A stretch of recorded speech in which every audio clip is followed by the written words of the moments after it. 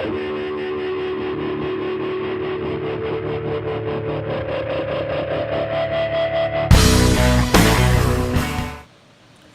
everybody, this is the OMAD Dad. Welcome back to my YouTube channel, a channel that is dedicated to living the OMAD lifestyle or eating one meal a day. Well, today I want to share with you 7 things that I've stopped buying since I've adopted an OMAD way of eating.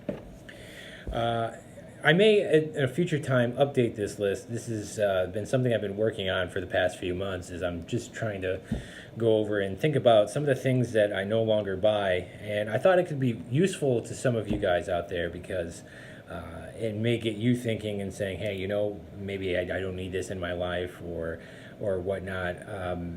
I will say this, though. There are no banned foods in OMAD. We've been over that. But as I'm on this journey and I'm eating one meal a day, I'm finding more and more that I want that one meal to be a little bit special. Yes, I eat leftovers. Yes, sometimes I have a meal that's considered fast food. But for the most part, I want it to be a really good, decent meal. And when you only have one food decision to make every single day, you can choose when it's best for you to make that decision. In other words, when it's best for you to eat your meal, and you can choose the best quality items that you can get, that you can afford. So here we go. I want to talk to you about the 7 things I no longer buy now that I've adopted an OMAD way of eating. Number 1, most bulk items. When I was eating 3 meals a day or more and I needed to have snacks, my wife and I would take our Costco membership and we would go and just load up on the family size packages of chicken. I mean, we would get like huge packages of chicken and put them in the freezer, huge packages of meat. And the reason is because it's bacon. That was another thing I used to buy probably about 5-pound packages at a time at Costco. Because you're eating 3 meals a day and you need to have stuff in there, and even though it would fill my freezer up, I'd still go through it fairly quickly. I still have the Costco membership. My wife and I still go there and shop, but we get diapers for the babies. I've got a 2-year-old and a 1-year-old. We get diapers and wipes. It's probably the best place for us to get them in bulk, and they're fairly cheap. I do get some supplies there if I'm throwing a big party at my house. Next month is my son's son's first birthday, so we're going to have probably about 40 people over here. So in that sense, it's fine. But what I do is every week I do kind of more of a European thing. I do my grocery shopping so that it only lasts me a couple of days, and then this way here, I find I can make better decisions. Like, I don't have junk food in the house. If my kids see it, they're going to want it, and I'm the same way. If I see it, I'm going to want it. It's tempting. I don't want it in my house. That's it. And then by shopping every couple of days, it makes me use up some of my leftovers before they have a chance to really go too stale or just go too long, and I don't feel like I'm really wasting food. So I keep everything fresh. So for most bulk items, I've stopped buying them.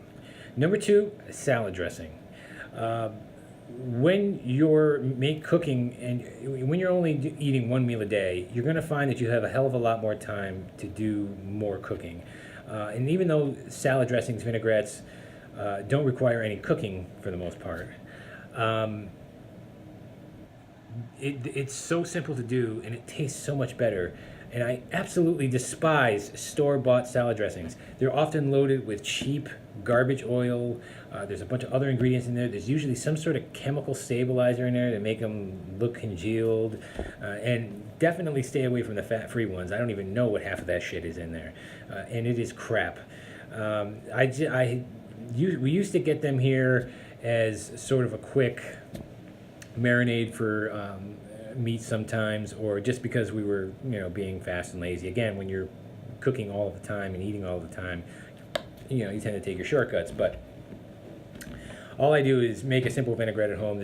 I would definitely look it up on YouTube or get a recipe online. They're a lot easier than you think. Very cheap to make, and you can pick what ingredients you want in there. I use extra virgin olive oil in mine. I like the taste, and it is good for you.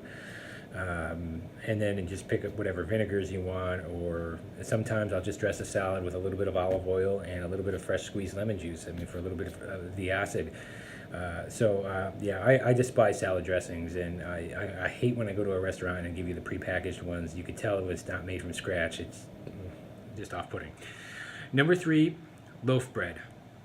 When I was eating 3 meals a day, a lot of them for lunchtime, it was sandwiches. And then bread doesn't really last all that long, even the commercially made stuff with all of that garbage preservatives in it. So I would find myself having eggs and toast for breakfast, and then I would have a sandwich at lunch. And if you notice a pattern here, you're having bread and then more bread and then bread. So I had to, again, now that we're in OMAD and you're doing more of a moderation, I found that if I bought bread, it just would not last me long enough, even if I stuck it in the freezer. Technically, it would last longer, and then you could defrost it as you needed it, but the quality never comes out that good.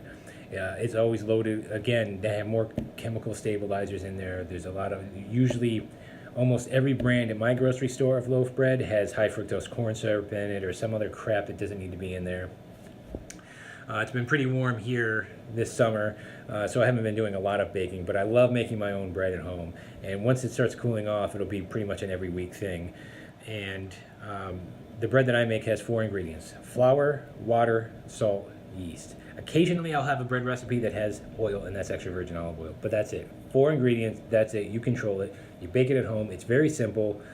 It makes the house smell wonderful, and I have just a little tiny pizza stone in my oven at home. I don't have a commercial setup, and I'm telling you, I made bread that rivals most bakeries and anything that you can find in the grocery store shelves. So I've stopped buying loaf bread.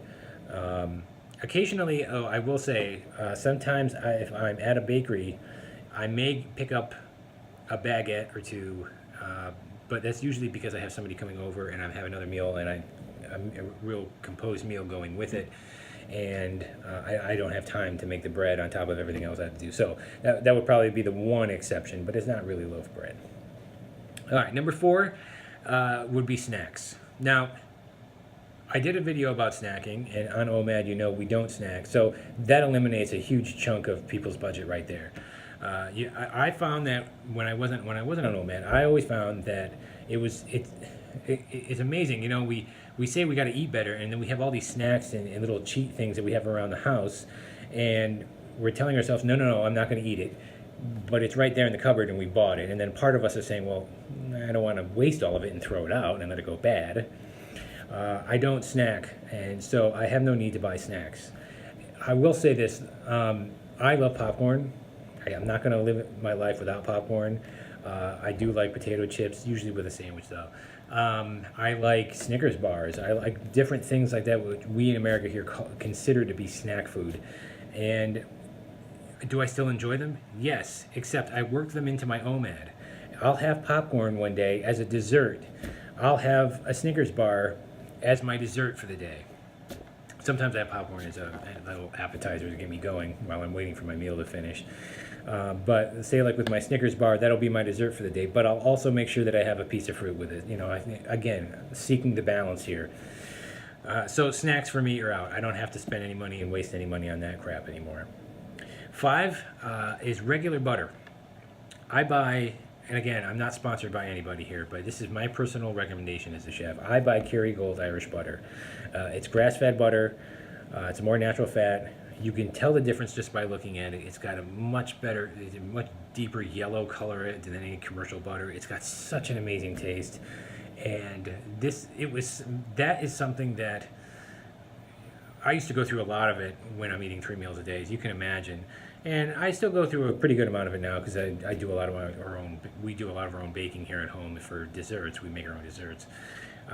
But still, this category here, this item represents the upgrade of ingredients that you not only can afford, but that you should definitely get now that you're making better food decisions and you're only eating 1 meal a day. This is all part of my philosophy when it comes to, enjoy your food, enjoy your meals, get good quality over quantity. Instead of having a plate rounded like this or eating all day long, you'd be best to just have, I think it's amazing, 1 meal a day, top quality ingredients, enjoy it, enjoy every second of it, and then you sit back, you take your break, and you pick it up again the next day and you have your meal. So I've stopped buying regular butter. I love the grass-fed butter, love Kerrygold butter, and it's not because I'm paleo. I don't eat grass-fed anything grass-fed because I'm paleo or anything like that. No, the taste is way better. Number 6, cereal. I don't buy cereal because I no longer eat 3 meals a day where I need to have a breakfast every single day at 7 or 8 in the morning. I never really cared for cereal anyway. It's, for the most part, like cardboard, and it would never fill me up. After about an hour or two, I'd be starving again. And if I'm going to have a breakfast that day for my OMAD, there's nothing wrong with having eggs and toast, or I can have cereal if I wanted to, incorporate it in the meal. But for me, I just don't find any cereals out there that are worth my money and my time in buying them. So I've eliminated them and all. But it's something that I used to pick up regularly, because when you're eating 3 meals a day and you say to yourself, well, I have to have a breakfast, I couldn't just eat eggs and toast every single day. Or a toasted bagel or whatever, even if it was like a chocolate croissant, that I would get tired of that, and I'd say, well, I need something different, some variety. So I bought the cereal, even though I didn't like it, and even though it didn't fill me up, and it just didn't taste that good. So cereal, when I was on OMAD, cereal out. Haven't bought it since. Don't miss it. And number 7, specialty flours and ingredients. There's 2 parts of this. Number 1, when I was on the paleo diet, everything had to be dredged and cooked with almond flour because you couldn't use anything with grain in it. Well, almond flour is a hell of a lot more expensive. I mean, it's ground up almonds, way more expensive than regular flour or whole wheat flour. So you're already spending a lot more money there, and on top of it, I think what steers people away from cooking at home is if they find an ingredient where they have to find out either a hard to find item, or they have this whatever they bought. Let's say it's 10 or 15 bucks. The recipe calls for it. It took you forever to get it. You finally got it. You take a tablespoon out, you put it into your recipe, and then it sits on your shelf, and you have to try and find another purpose for this. Even if you like the recipe, you're probably not going to keep making it every other day so that you can use up that item. So for me, if they're common everyday items, as long as I'm making from scratch, I'm happy with that, and it tastes good to me, then I'll buy them. Like flour, even bread flour. That's kind of a specialty item, but I use it to make bread, and I go through a good amount of it, so I think of it as a good purchase. For me to buy something that I'm very rarely going to use, that's going to cost me a lot of money, sorry, I no longer, and that's probably partially also connected to my my frugal OMAD videos, which I'm going to be doing some more of in the near future. I said again, if you're on a budget, you buy all these specialty ingredients and specialty flours and specialty nuts and seed oils and everything. And yes, there are some of them that are worth it. I do believe in upgrading your ingredients and getting good quality stuff. But if you're going to be doing more cooking at home, which I highly recommend that you do, because you can control your ingredients and you can control what goes into your food and how it's made, I would recommend going for the recipes that just call for common everyday items that you can find at almost any grocery store, that aren't too expensive, but combined will make you a very nice meal, a very nice dessert, whatever you decide to do. Okay, so those are the 7 items that I found that I no longer buy while on OMAD, and I would love to hear from you guys, to hear first of all, how long you've been doing OMAD, and what you find that you no longer buy now that you're on OMAD, and what you enjoy eating. I want to hear about all of it. So don't forget to hit the like and subscribe button so you can be tuned in for more of my videos whenever they come out. Send me a message, post a comment, let me know what you no longer buy, let me know what you like. I'd love to hear from you. That is it for me for today. Have a great day, have a very happy OMAD, and I will see you soon.